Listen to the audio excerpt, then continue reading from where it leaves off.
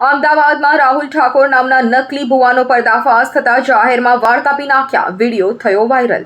અમે વિડીયો જોતા, નાનો પહેરવાશ આખો બ્લેક કપડા હોય, માથે આ જટા મૂકેલી હોય અને આગળ એક હવનકુંડ આવતો હોય અને પોતે બોલે એટલે હવનકુંડ માંથી અગ્નિ પ્રગટ થાય. હવે આ દાદાને પૂછશું, દાદા એ અગ્નિ કઈ રીતે પ્રગટ કરતા તમે? પ્રગટ કરો કેમિકલ બોલો તો કેમિકલ થી કરતા હતા. કયું કેમિકલ યુઝ કરતા હતા બોટલમાં આવે છે એનું નામ નથી. અને એમાં કઈ રીતે કરવાનું હોય?